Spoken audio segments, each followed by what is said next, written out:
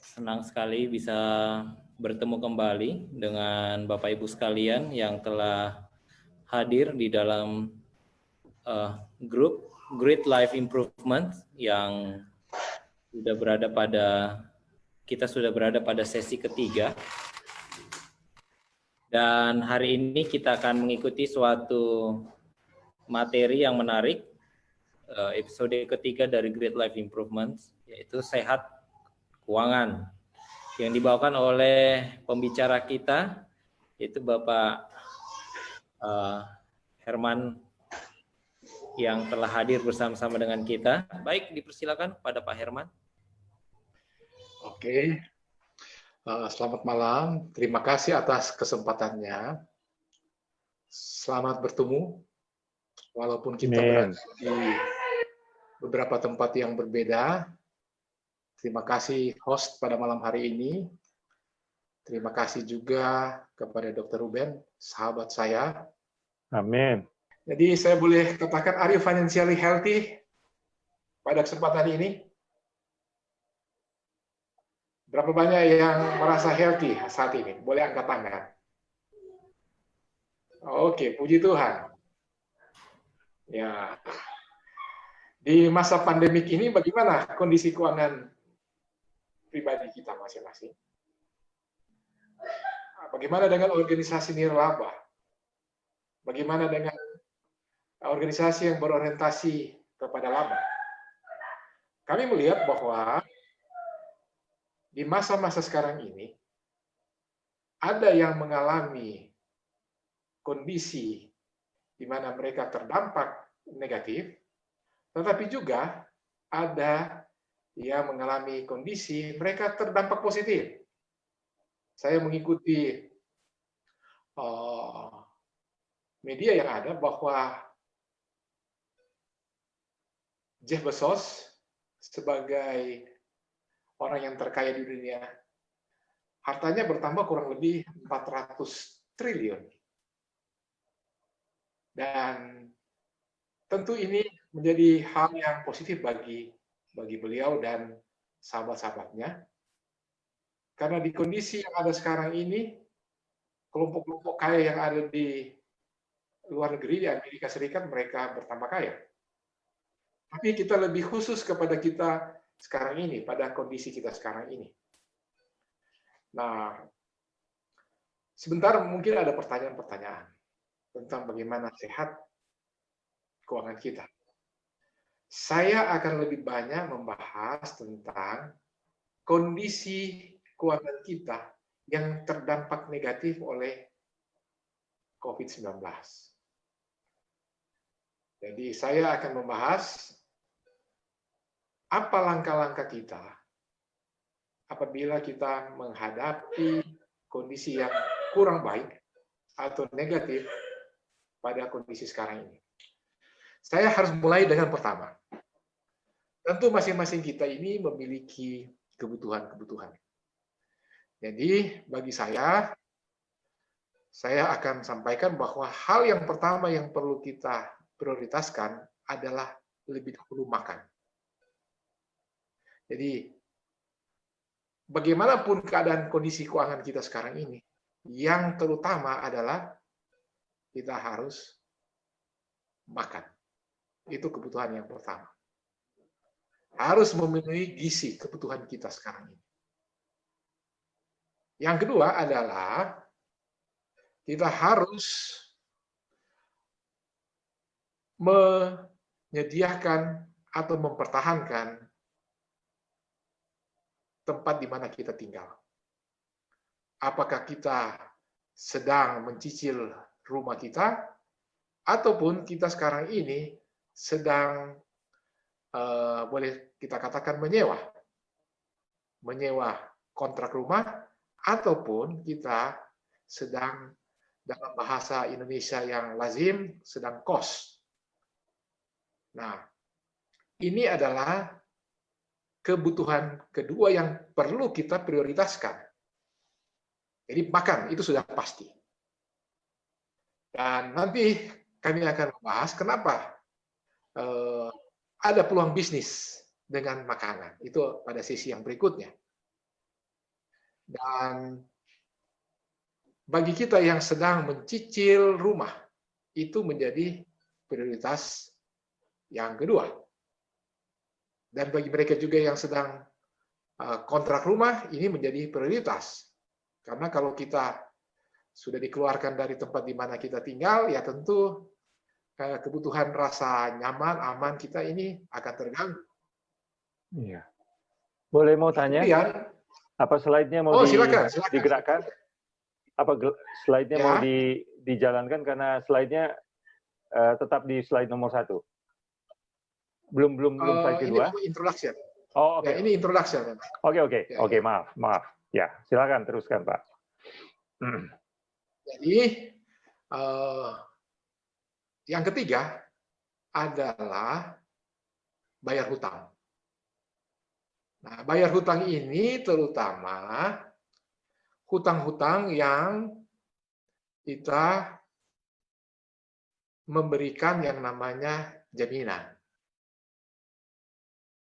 Nah, artinya hutang-hutang yang ada jaminan ini yang harus perlu kita prioritaskan untuk membayarnya. Jadi kalau memang sekarang ini kita cuma cukup makan, ya berhenti saja dimakan. Kalau mampu untuk membayar cicilan rumah, kos, sampai di sana. Tapi kalau kita punya kemampuan untuk mencicil, maka kita perlu untuk mencicil hutang-hutang yang dalam kondisi di mana ada jaminan. Kalau ada lebih, yang paling terakhir adalah membayar hutang yang tidak ada jaminan, atau seringkali kita sebut KTA. Di sini bahasa Jawanya kita tidak ngemplang. Ini memang mungkin agak beda dengan seminar-seminar keuangan yang biasa. Nah, karena kita dalam kondisi keadaan yang luar biasa, dalam keadaan darurat, nah saya sampaikan bahwa ini 3 atau 4 ini yang urutannya sudah saya sampaikan tadi. Jadi urutannya adalah 1, kita prioritaskan yang makan. Yang kedua adalah kebutuhan akan rumah, tempat di mana kita tinggal.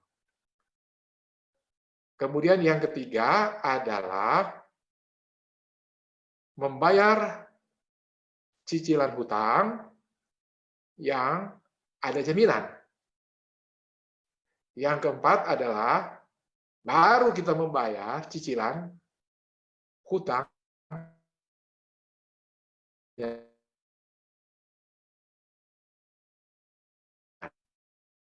Nah, bagaimana caranya? Tentu kita ada perencanaan. Nanti kita akan masuk ke dalam pembahasan-pembahasan berikutnya. Dan jika ada pertanyaan, silakan. Nah, slide yang berikutnya.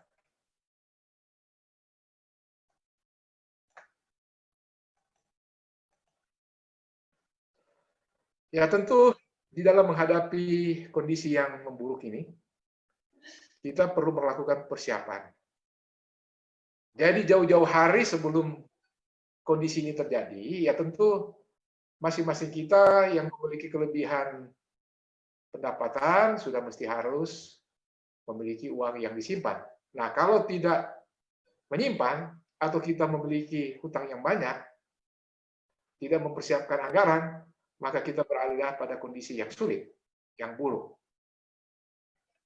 Ini yang pertama. Jadi kita perlu melakukan persiapan. Jadi persiapan-persiapan ini sudah kita harus lakukan.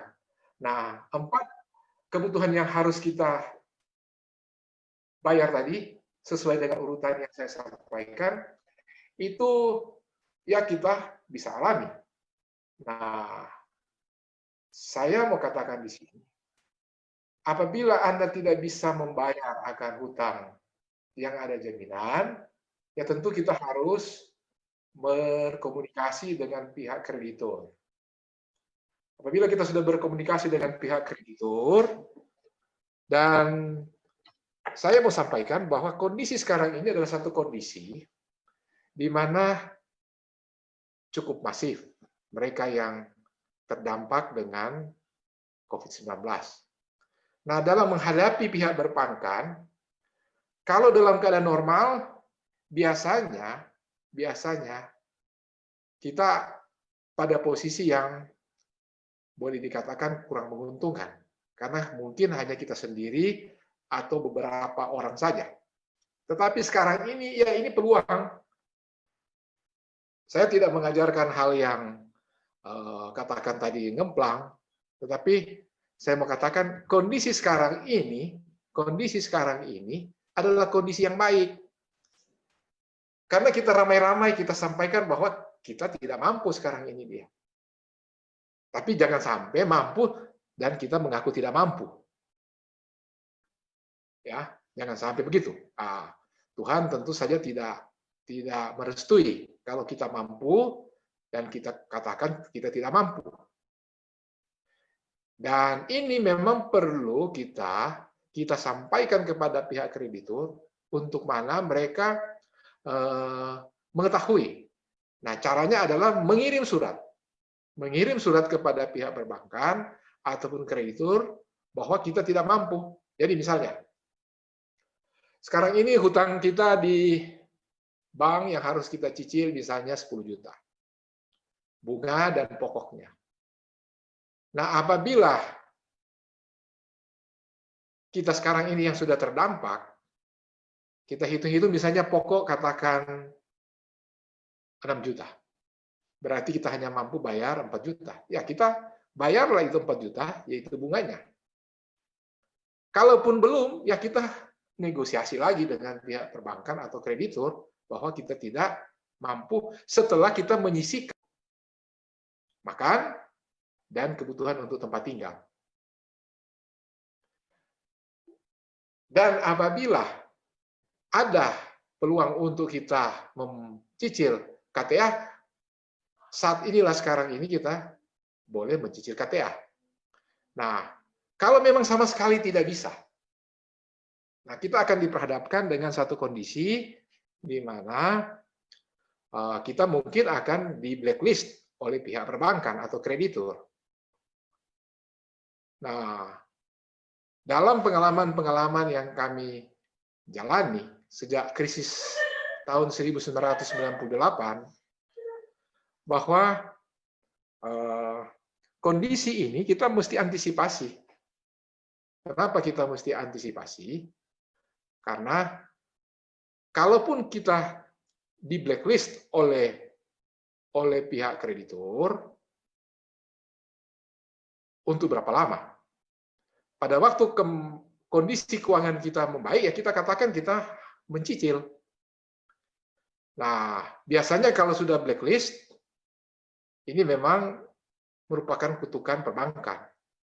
Tetapi kita tentu bersyukur, oleh karena sebenarnya sekarang kita sudah masuk kepada era di mana kita tidak menggantungkan hidup pada kredit. Ya kalau blacklist ya jalani dulu. Sampai akhirnya kita sudah siap dan kita bisa melakukan yang namanya negosiasi dengan pihak perbankan. Oke. Ada langkah kedua di sini yang sudah ditampilkan ke slide, yaitu melakukan latihan. Jadi memang kita perlu ada latihan. Put into action. Jadi maksud saya adalah latihan-latihan ini perlu kita lakukan. Oke, saya melihat di sini ada Pak Sangap Saragi. Mungkin mau bertanya? Atau kita selesaikan dulu? Bagaimana dengan host? Dr. Ruben, kita teruskan? Silakan, kalau ada yang di sela, ada yang perlu klarifikasi mungkin silakan. Pak Sangap silakan kalau ada yang mau ditanyakan.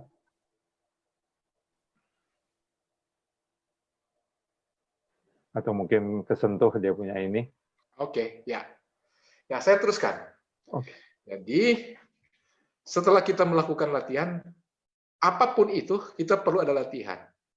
Apakah itu olahraga, ya, kita harus melakukan latihan untuk kita bisa menguasai satu bidang keterampilan. Nah, begitu juga dengan keuangan. Kita perlu melatih. Dengan melatih, kita akhirnya mengetahui sebenarnya kondisi keuangan kita, di mana yang perlu kita melakukan perbaikan-perbaikan atau revisi-revisi, dan akhirnya kita akan mendapatkan model seperti yang ada di sini, yaitu kita membuat anggaran. Di sini ada satu gabungan antara alfa dan D, 1, 2, 3, dan 4. Ini bukan indikator. Ini sebenarnya adalah kepanjangan dari D, itu adalah duit. D, duit, 1, 2, 3, 4. Kalau kita jumlahnya berapa? 10. Nah, jadi yang pertama, kita yang mengakui Tuhan sebagai Khalik Pencipta kita, kita perlu menyisihkan 10%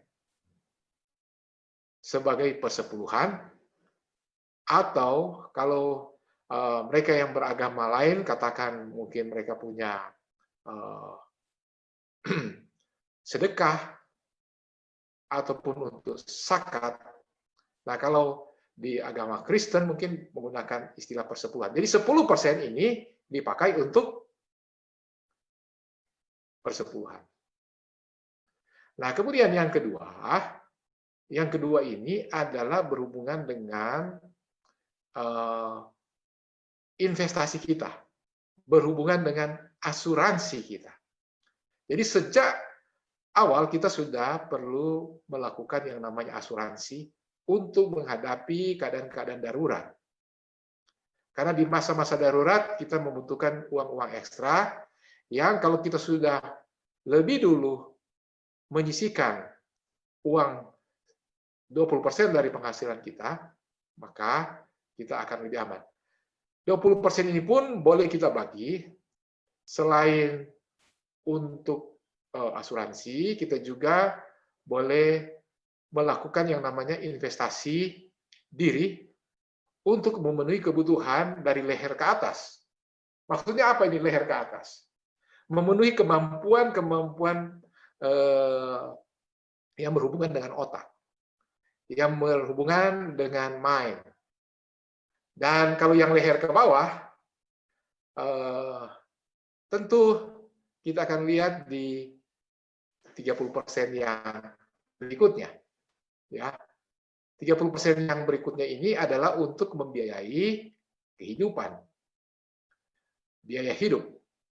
Jadi kalau kita memiliki uang ataupun penghasilan misalnya 5 juta, berarti 500.000 adalah untuk persepuluhan, 20% 1 jutanya itu untuk investasi otak kita atau dari leher ke atas, termasuk juga asuransi, dan juga bagi yang berkomitmen untuk membantu sesama manusia atau ada persembahan boleh juga diambil dari posisi 20% ini. Kemudian yang 30% atau setara dengan 1,5 juta kalau penghasilannya 5 juta, berarti ini untuk biaya hidup. Dan jika seandainya kita ada hutang, paling tinggi hutang yang kita bayarkan ini 40% dari penghasilan kita. Atau bisa terbalik, 40% untuk biaya hidup, 30% untuk membayar hutang. Dan biasanya bagi kreditur-kreditur yang sangat prudent, mereka akan melihat kondisi keuangan kita dan akan melihat kemampuan kita. Jadi mereka hanya akan memberikan pinjaman kepada kita paling tinggi 40%. Nah, tentu ini perlu kita cermati bersama, karena kadangkala kita menaikkan mungkin penghasilan kita untuk mendapatkan pinjaman yang lebih tinggi dari kemampuan kita. Ini sangat-sangat berbahaya. Oke. Kemudian saya mau sampaikan di sini juga, pinjaman itu boleh kita kita boleh pinjam, tetapi harus mengetahui untuk yang pinjol-pinjol itu kalau boleh kita hindari. Kenapa kita harus hindari? Karena pinjol-pinjol ini apabila Anda gagal mencicil saja satu kali atau kedua kali, maka langsung nama baik Anda itu akan disebar ke WhatsApp, teman-teman WhatsApp grup Anda. Bagaimana mereka mendapatkan nomor-nomor telepon dari WhatsApp grup Anda? Jadi pada waktu Anda mendaftarkan nomor telepon Anda, mereka sudah mempunyai program, semua grup WhatsApp yang Anda ikuti, mereka bisa menarik nomor-nomor tersebut. Jadi misalnya WhatsApp grup di mana ada Dr. Ruben di situ, ada Bapak Yan Cepua di sana, ada Ibu Oli atau Pak Pearson. Semua ini akan dapat diserap oleh pinjaman online, dan apabila Anda mulai gagal bayar, maka semua sahabat-sahabat Anda dalam WhatsApp grup Anda akan mengetahui. Mereka akan mengirimkan informasi tentang Anda. Saya pernah sekali mendapatkan informasi dari sebuah perusahaan pinjaman online tentang teman saya yang ada di Jakarta.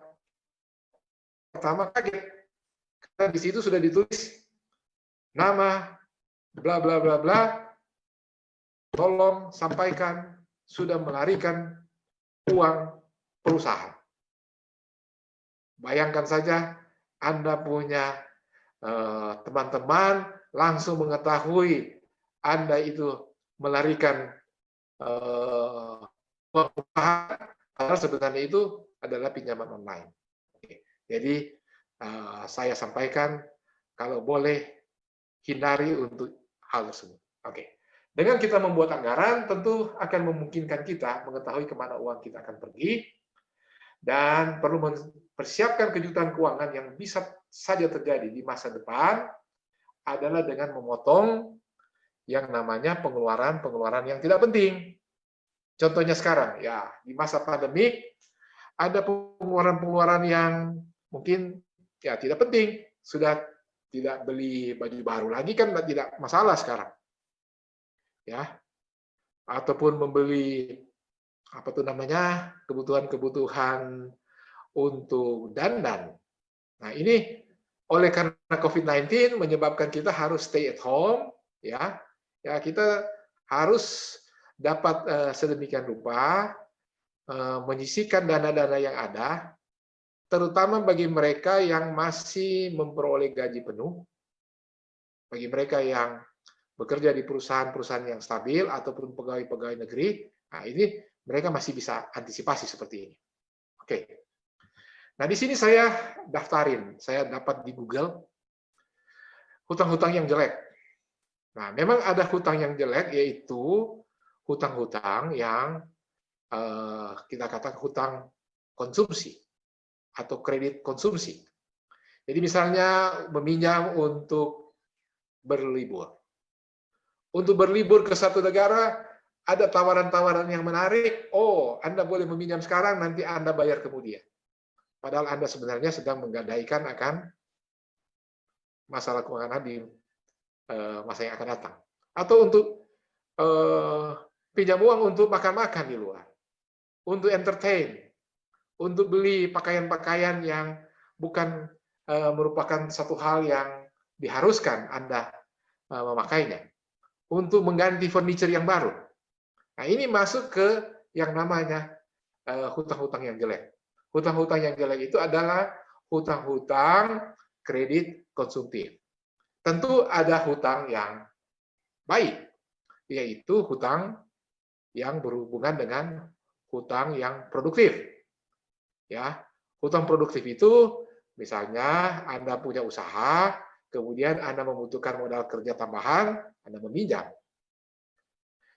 Nah, itu adalah hutang yang produktif. Tapi jangan sampai hutang produktif untuk usaha kita karena sudah dapat uang lebih, seperti biasa, kita katakan sudah cair. Jadi kita membeli misalnya kebutuhan-kebutuhan yang bukan untuk pengembangan usaha. Oke. Ini ada penjelasan khusus nantinya, tapi saya cuma mengingatkan tentang hutang-hutang yang jelek. Kemudian, kalaupun kita sudah pada kondisi yang betul-betul bermasalah dengan keuangan, ya kita jangan panik. Karena kalau kita sudah panik, artinya kita sudah berada pada kondisi yang di mana kita akan tertekan, maka keputusan-keputusan yang kita buat ini adalah keputusan-keputusan yang tidak rasional lagi. Dan keputusan yang akan kita buat ini akan membawa kita kepada semakin memburuk. Karena mungkin kita akan mengadakan pinjaman baru lagi, yang sebenarnya kita tidak mampu untuk membayarnya. Oke. Jadi jangan sampai panik. Kemudian tentu kita membuat prioritas keuangan, ya. Prioritas keuangan seperti yang saya sudah sampaikan di atas tadi, ya makanan, perumahan, ya. Kalau memang karena kita kerja, transportasi, baru kemudian cicilan hutang yang ada jaminan, dan hutang KTA. Nah, saya mau sampaikan di sini, memang beda ini generasi-generasi. Generasi-generasi ini kan ada generasi centennials. Nah, saya mungkin bisa buka slide-nya adalah centennial adalah satu grup ataupun generasi yang lahir dalam kurun waktu dari tahun 1997 sampai dengan 2012. Ini menurut riset dari Pew.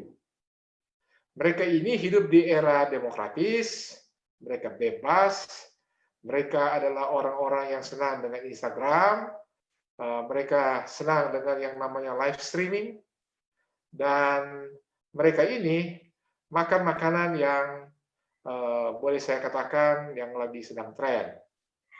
Bagaimana dengan kelompok milenial? Ya, kelompok milenial ini adalah mereka yang lahir dalam rentang tahun 1980-an sampai dengan 1995 atau 96. Mereka ini masih sering pergi ke bioskop, menggunakan FB, makan asal kenyang saja. Nah, ini generasi milenial. Jadi sudah ada generasi Z, yaitu centennial, dan generasi Y, generasi milenial. Dan ada juga generasi X, merupakan salah satu generasi yang lahir dari tahun 1964 sampai dengan 1980. Nah, kenapa saya ajukan ini? Bagi pebisnis, mereka akan melihat, membidik akan tiap-tiap generasi ini untuk mana mereka akan menawarkan iklan-iklan mereka. Ya. Dan tentu setiap generasi akan berbeda kebutuhan mereka. Dan paling akhir adalah generasi boomers atau baby boomers yang lahir di tahun 1946 sampai dengan tahun 1963. Nah, boleh saya katakan mereka sedang pada usia-usia yang juga sangat berisiko. Apalagi sekarang ini dalam kondisi COVID-19. Jadi mereka yang berumur di atas 50 tahun, ya sangat berisiko. Tapi mereka ini, kalau betul-betul mengatur keuangan mereka dengan baik, mereka ini adalah satu generasi di mana generasi mereka sedang menikmati masa pensiun mereka. Oke. Dan yang kelima adalah kita tentu harus bersikap proaktif. Bersikap proaktif ini sangat penting sekali, seperti saya katakan tadi, apabila kita menemui tantangan atau masalah, maka kita harus lebih dahulu menyurati perbankan untuk dapat memberikan kepada kita satu kondisi di mana mereka boleh melakukan rescheduling atau restrukturisasi terhadap hutang-hutang kita. Jadi dimungkinkan sekarang, saya katakan dimungkinkan karena kondisi yang ada sekarang ini sangat memukul perekonomian. Banyak perusahaan-perusahaan yang boleh saya katakan sangat besar, mereka bangkrut dan mereka boleh saya katakan tidak punya kemampuan lagi untuk membayar akan karyawan mereka. Barusan saya jalan tadi, saya bertemu dengan teman-teman yang ada, mereka katakan, wah ini institusi yang besar ini sudah mem-PHK 50 orang. Kemudian institusi ini belum bayar gaji sekian lama. Ya, itulah kondisi yang terjadi di era sekarang ini. Jadi perlu proaktif dan cerdas, cermat untuk mengatur keuangan yang ada. Ya, saya katakan mumpung sekarang ini kondisi lagi berat, ya kita gunakanlah kesempatan ini beramai-ramai. Biasanya kan kalau beramai-ramai orang berani, toh? Ya, beramai-ramai itu jadi berani. Kalau menghadapi sendiri biasanya tidak berani, kan? Nah, kondisi pandemik ini ya kita beramai-ramai, datangin kita punya kreditur, kalau kita punya hutang, dan saya tahu pemerintah memberikan insentif-insentif bagi mereka untuk mereka tidak mengalami kolaps. Nah, itulah sebabnya inilah kondisi sekarang ini kita proaktif untuk mana kita boleh mengurangi beban tekanan-tekanan yang ada. Karena kalau sudah tekanan yang ada datang, stres berat, ya penyakit boleh datang, sakit boleh datang. Nah, tentu untuk yang berhubungan dengan kesehatan ini, Dr. Ruben yang akan atau sudah membahasnya. Oke, ini sekedar kita boleh katakan bahwa proaktif adalah di mana kita aktif menemukan berbagai solusi keuangan untuk mencegah hal-hal yang buruk semakin parah. Di saatlah sekarang ini kita harus berimprovisasi apa saja yang harus kita lakukan agar supaya keuangan kita boleh stabil ataupun malah lebih baik. Saya sudah katakan di awal tadi, di kondisi sekarang ini ada juga orang-orang yang mendapatkan benefit.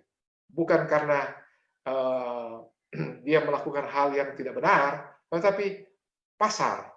Jadi pasar sekarang ini adalah pasar untuk penyediaan APD, alat pelindung diri, dan segala hal yang berhubungan dengan kesehatan.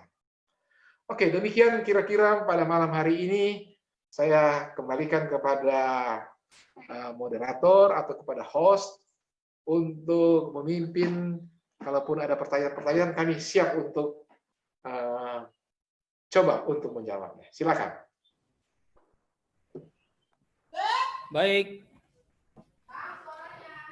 Baik, selamat malam. Terima kasih untuk materi yang telah disampaikan oleh Pak Herman.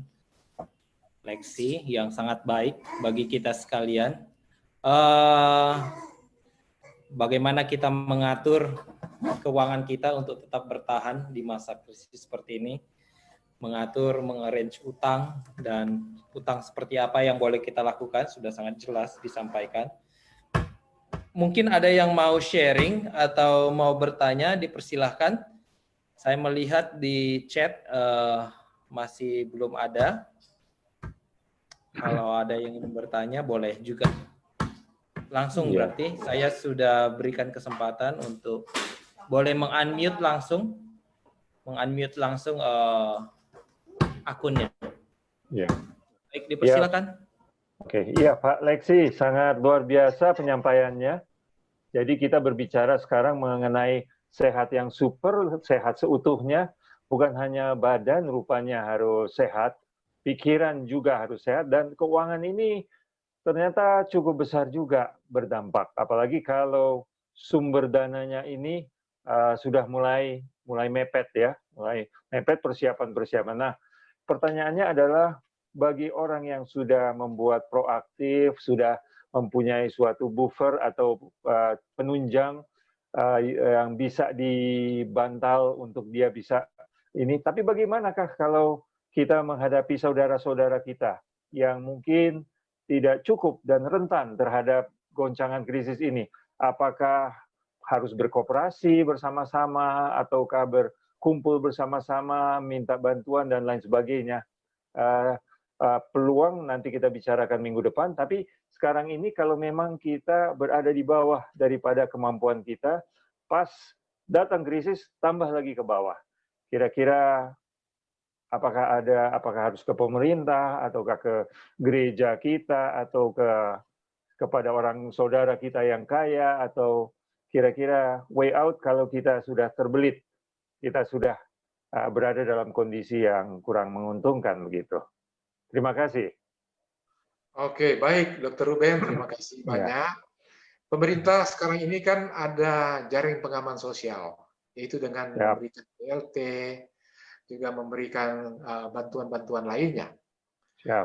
Adalah merupakan satu kewajiban dari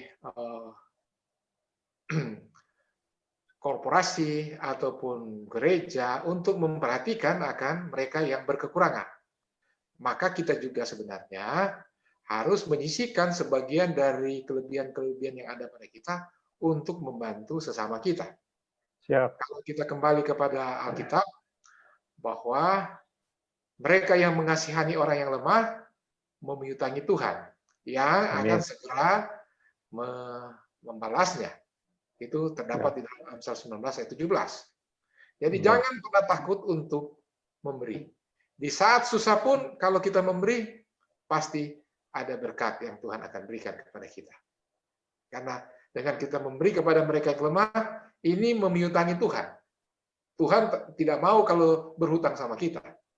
Jadi Tuhan segera akan membalasnya kepada kita. Kira-kira demikian, Dr. Ruben. Oke, terima kasih. Masih terkait dengan itu Pak Leksi, boleh nyambung? Iya. Jadi Pak Leksi sudah memberikan tips-tips kepada kita sebagai pribadi dan keluarga, bagaimana D1234. Wah, ini super sekali, luar biasa. Ya, kita akan ingat 10% ini 20, 30, 40% seperti itu. Jadi itu menjadi pegangan kita. Nah, karena grup ini dibuat adalah untuk memperdayakan kita menjadi manusia seutuhnya, dari segi kesehatan sudah, dan ini akan ada. Tapi sekarang ini kita ada 2 topik mengenai ekonomi, dan ini sangat-sangat penting. Apakah kita yang merupakan akademisi, pemikir-pemikir, orang yang mempunyai inovasi, kreasi, bisa membuat suatu perkumpulan atau suatu himpunan untuk membantu saudara-saudara, paling tidak konsultasi ya. Kita berikan konsultasi, siapa ada kerumitan dan perlu untuk ini, ya tentu dengan baik, dengan etis, kita merahasiakan akan masalahnya dia, tapi kita bisa memberikannya, lalu mungkin kita bisa memfasilitasi, oh pemerintah ada ini, ada ini, gitu. Jadi selain memang akan ada, kita pergi ke pemerintah, badan-badan pemerintah yang merupakan jaringan bantuan sosial pada saat seperti ini, tapi kita juga kita juga bisa mempunyai kepedulian kepada sesama kita, tapi tentu kita memintakan yang dibantu itu harus juga mengikuti nasihat, harus jujur, harus berprinsip, dan bukan hanya oportunis seperti itu, tapi memang kita mengetahui di saat-saat seperti ini ada orang-orang yang memang membutuhkan bantuan-bantuan yang bisa ya untuk hal tersebut. Terima kasih. Mungkin ada komentar sedikit mengenai bantuan-bantuan itu yang kalau kita berhimpun bersama-sama. Ya, baik sekali. Jadi tentu kita bisa mengambil makna dari sebuah sapu lidi. Apabila itu sendiri, maka untuk membersihkannya sukar. Tetapi kalau lidi-lidi ini dikumpulkan bersama, maka akan lebih mudah untuk kita menyapu, membersihkan halaman atau tempat di mana kita ingin untuk membersihkannya. Saya kembali kepada Amsal 19 ayat 17, bahwa mereka yang mengasihani orang yang lemah. Nah, penekanan saya terhadap yang lemah ini ada 3. 1, lemah ekonomi. Lemah fisik artinya dia mungkin sakit. Ya. Dan yang ketiga adalah lemah iman. Nah, apabila kita menolong mereka yang lemah fisik, lemah iman, lemah ekonomi, ya, memang sekarang ini lebih banyak ke lemah ekonomi. Setelah lemah ekonomi, biasanya dia akan berdampak kepada lemah fisik. Atau dia akan jadi lemah rohani. Ya. Kenapa? Karena mungkin karena sudah terdesak, akhirnya dia mungkin melakukan hal-hal yang tidak patut atau tidak terpuji. Jadi ini bisa berkaitan antara lemah ekonomi, bisa jadi lemah iman, dan akhirnya juga bisa jadi lemah fisik, sakit. Nah, jadi langkah baiknya memang kalau bersama-sama itu sangat baik. Itu yang boleh saya sampaikan tadi. Saya katakan tadi, apabila kita berhutang satu kumpulan orang, sekarang inilah waktunya kita ramai-ramai untuk, ya tentu dengan etika-etika yang ada, ramai-ramai untuk mengajukan permohonan untuk rescheduling, agar supaya, pihak kreditur akan mengetahui, oh ya, memang ada terdampak sekarang ini dia. Jadi, seperti itu, Dr. Ruben. Oke. Terima kasih atas idenya. Terima kasih. Baik, saya akan membacakan, sudah ada pertanyaan yang masuk dari chat. Pertanyaan pertama saya ingin dari Bapak Yusuf Kalengkongan. Bagaimana untuk kartu kredit? Saat ini banyak yang tidak mampu bayar karena tiba-tiba tidak ada income. Apakah bisa negosiasi dengan pihak bank? Kemudian pertanyaan kedua dari Pak Loran Napitupulu. Bagaimana bisakah kita berbisnis membungakan uang melalui membuka perusahaan leasing? Apakah ini bisa? Mungkin ini dari sisi agama atau perspektif bisnis mungkin ya. Silakan Pak Herman. Oke, jadi yang pertama tadi, terima kasih Pak Yusuf ya. Sahabat saya Pak Yusuf, kalau kita memiliki kartu kredit, dan di masa pandemik sekarang ini, kita mengalami ataupun terpapar dengan kondisi keuangan yang ada karena COVID-19. Nah, biasanya kayak begini, orang mendapatkan kartu kredit ini ada baiknya untuk kita gunakan, apalagi untuk menghindari atau memutus rantai COVID-19. Jadi menggunakan kartu kredit ini bagus. Hanya jangan sampai berpikir bahwa kartu kredit ini uang kita, kalau kita belanja, itu sudah uang orang lain. Dan jangan pernah membayar kartu kredit itu atau hutang karena kartu kredit itu dengan minimum payment. Maka kita harus membayar hutang kartu kredit ini tepat waktu. Nah, kalau mereka yang memiliki kartu kredit tentu tahu bahwa jangka waktu pembayarannya itu 45 hari. Setelah 30 hari biasanya itu akan ada print out. Jadi mempersiapkan diri kita untuk membayar akan kartu kredit tadi atau hutang dari kartu kredit.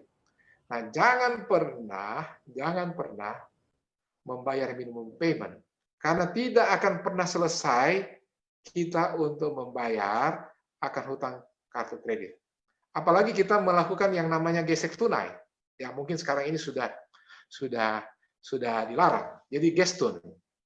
Nah, itu banyak juga yang dipakai. Tapi kalau kita memiliki kartu kredit, kalau kita punya usaha, itu bagus sekali. Kenapa? Karena kita, pada waktu kita menggesek atau kita menggunakan kartu kredit, kita ada kredit term selama 45 hari. Selama 45 hari. Nah, ini kita sudah membeli barang, sudah mendapatkan barang, tetapi bayarnya nanti 45 hari kemudian. Berarti di sini kita ada keuntungan jangka waktu kita bisa berputar. Nah, saya boleh contohkan, misalnya itu perusahaan retail. Perusahaan retail itu bisa 2 atau 3 kali turnover perputarannya. Berarti kita sudah menggunakan uang tanpa bunga. Kalau 2 kali perputaran dalam sebulan, berarti kalau kita memiliki misalnya limit, katakan 50 juta.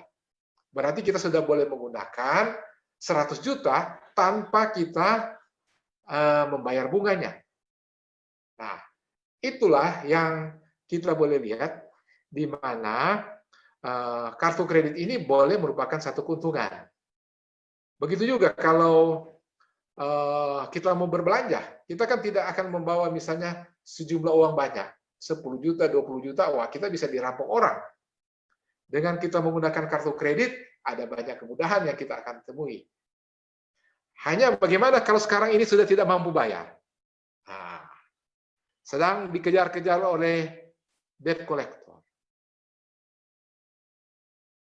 Tentu kita akan tertekan.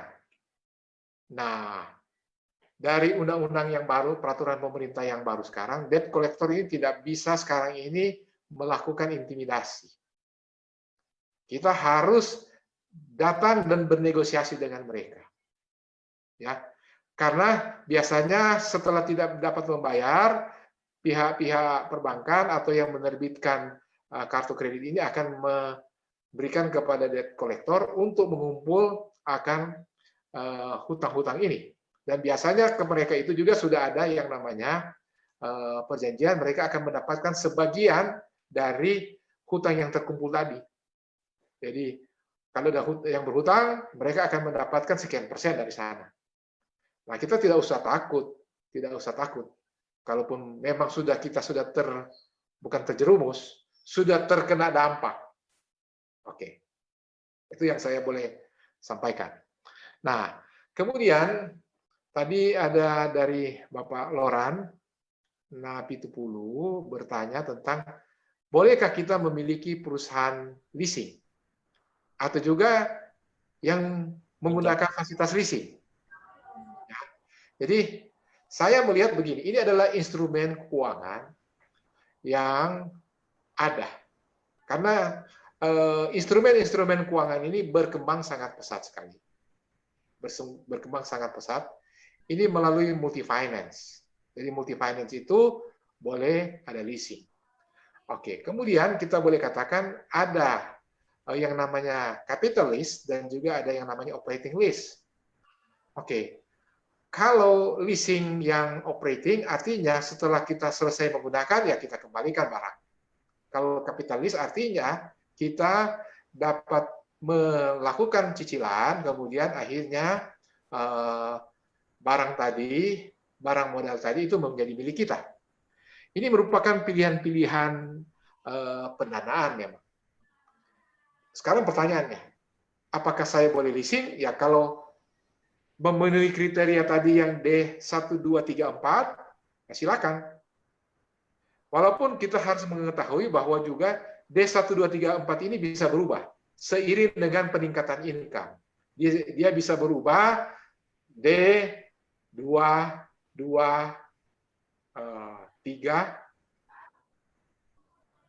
Nah, itu bisa berubah begitu. Jadi kalau kita punya income meningkat, tentu tidak akan mengikuti pola yang 1, 2, 3, 4. Nah, saya kembali kepada pertanyaan tadi. Bolehkah kita mendirikan perusahaan leasing? Saya katakan, kenapa tidak? Memang ini kondisi yang ada dalam dunia kapitalis. Dunia kapitalis ini memungkinkan instrumen-instrumen keuangan yang ada, kita menggunakannya. Hanya kan kita ada pilihan.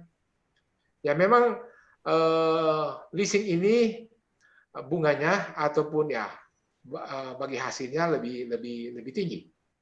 Namun kalau kita back to Bible, kalau kita mengikuti Alkitab, ya jangan ada yang namanya riba. Nah, dari sahabat-sahabat kita dari agama tetangga, mereka menggunakan yang namanya syariah. Nah, menggunakan namanya syariah, kenapa tidak kita menginisiasi itu untuk kita gunakan itu metode-metode seperti itu? Jadi kita boleh gunakan yang namanya pinjaman alkitabiah, yaitu dengan sistem bagi hasil. Cuman memang mungkin kita tidak menginisiasi itu. Kita selama ini terperangah dengan model kapitalis yang ada, ya ikut saja model-model keuangan yang sudah dikembangkan yang ada sekarang. Kenapa kita tidak mulai dengan yang namanya metode Alkitabiah? Kalau mereka menggunakan metode Syariah, kita menggunakan metode Alkitabiah, yaitu dengan cara misalnya bagi untung, ya. Jadi memang juga kami melihat ada orang-orang yang menggunakan kesempatan ini, ya, karena bagi untung dia menggunakan kesempatan untuk menarik keuntungan pribadi di sana. Nah, ini tentu saja kita tidak setuju dengan cara-cara seperti itu.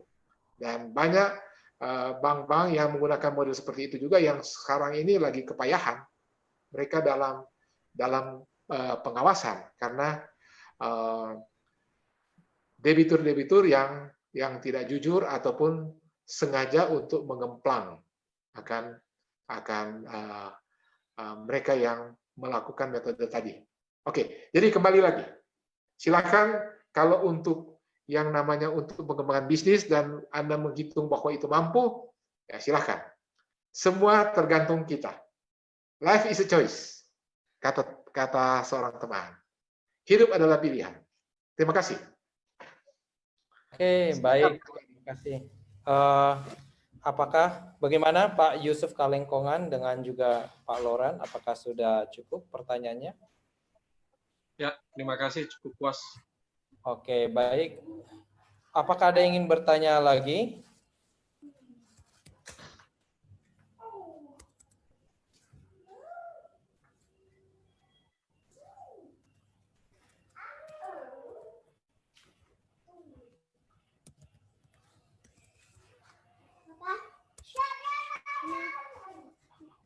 Ya, silakan.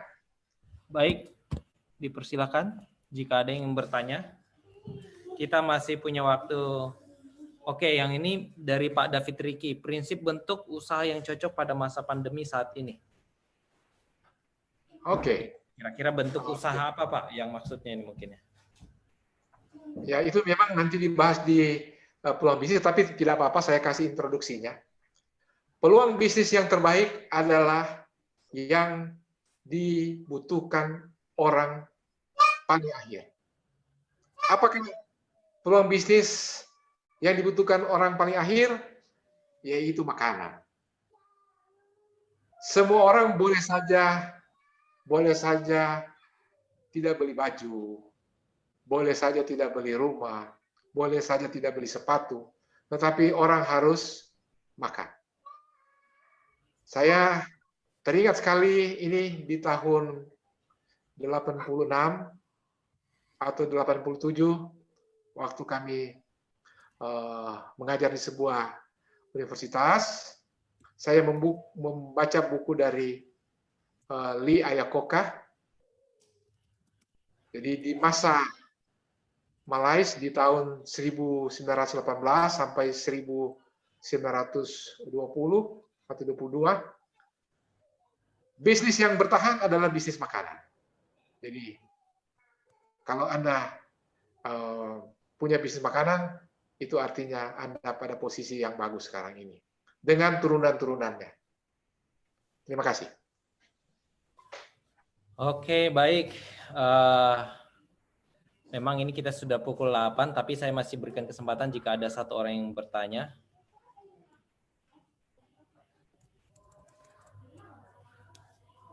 Oke, bila tidak ada, sepertinya nanti memang materi ini akan ada kelanjutannya. Baik, sudah pukul 8 lewat 1 menit. Sepertinya pembahasannya sudah sangat jelas. Dan kita akan masih lanjutkan untuk minggu depan, minggu-minggu selanjutnya. Pada waktu dan tempat yang sama. Baik, terima kasih banyak untuk Bapak Herman Leksi yang sudah memberikan materi yang sangat baik bagi kita, mengingatkan kita bagaimana agar kita memaintain keuangan kita agar tetap sehat dan tidak mempengaruhi pikiran. Ya, memang tidak salah di mana hartamu berada, di situ hatimu berada katanya. Jadi kalau harta kita lagi hancur-hancuran, ya mungkin pikiran kita pun bisa hancur-hancuran. Mungkin tidak disengaja, tapi memang sudah bawaannya seperti itu. Oleh karena pasti muncul banyak kekhawatiran dan sebagainya. Oleh karena itu umat-umat Tuhan pun diberikan kesempatan untuk dapat melihat alam, melihat situasi seperti apa yang harus dilakukan, bagaimana mengatur keuangan agar tetap bisa bertahan. Dan ini bisa dipraktekkan bukan hanya untuk kebutuhan pribadi saja, tetapi mungkin juga dipraktekkan, diimplementasikan dalam perusahaan ya. Apalagi Bapak Ibu sekalian yang bergerak di bagian manajemen dalam suatu perusahaan, hal ini juga boleh merefresh kita, mengingatkan kita untuk bertahan. Baik, Dr. Ruben Supit, HP saya terreset, boleh diberitahukan kira-kira minggu depan apa pertemuan kita, judulnya, Pak? Iya. Ruben? Oke, baiklah. Terima kasih Dr. Joshua dan terima kasih kepada pembicara kita yang luar biasa. Pada malam hari ini kita mendapatkan tips bagaimana kita bisa tetap stabil, cukup ke ekonomi kita dalam keadaan yang normal, apalagi juga di dalam keadaan krisis. Dan jangan lupa akan rumus D12344 itu sangat baik sekali. Bagi saudara-saudara yang peduli sesama dan ada kelebihan, mari Pak Lexi telah menyebutkan, kita bantu kesehatan, kita bantu dalam keimanan, kita bantu juga secara ekonomi. Dan Great Life Improvement tetap membantu saudara-saudara sekalian dan tetap mempromosikan, menciptakan manusia-manusia yang sehat, seutuhnya tangguh, baik secara badani dan juga secara rohani. Nah, terima kasih dan jangan lupa minggu yang akan datang, ajak lebih banyak teman-teman lagi yang lain. Bagi saudara-saudara yang sudah berentrepreneur, sudah berwirausaha, mari datang. Pak Lexi Wele akan berbicara mengenai bagaimana peluang-peluang bisnis yang baik, yang halal, yang bisa kita lakukan di saat-saat krisis ada seperti ini. Dan bagi saudara-saudara yang ingin untuk mengetahui kiat-kiat bagaimana membuka usaha, kalaupun belum pernah, bagaimanakah itu, datang juga, karena materi ini adalah untuk Anda sekalian. Mari kita melanjutkan akan seri ini yang akan berjalan sampai bulan Desember setiap hari Senin untuk menciptakan manusia-manusia yang sehat super dan sehat seutuhnya dan Tuhan memberkati kita. Demikian Pak Dr. Joshua. Ya. Oke, baik. Kami ingin memastikan Bapak Ibu sekalian yang sudah hadir saat ini tetap hadir pada minggu depan. Masih di link yang sama. Dan juga kami tetap live streaming di Facebook atas akun Joshua P. Sinaga dan juga Dr. Ruben Supit. Boleh di search di Facebook, akan muncul. Kami mempersilakan untuk mendengar rekamannya bila tidak sempat mendengar secara utuh. Kami mengucapkan selamat malam, salam sehat bagi kita semuanya. Selamat malam. Selamat malam semua, Pak Lexi, semuanya, Pak Yance, dan keluarga.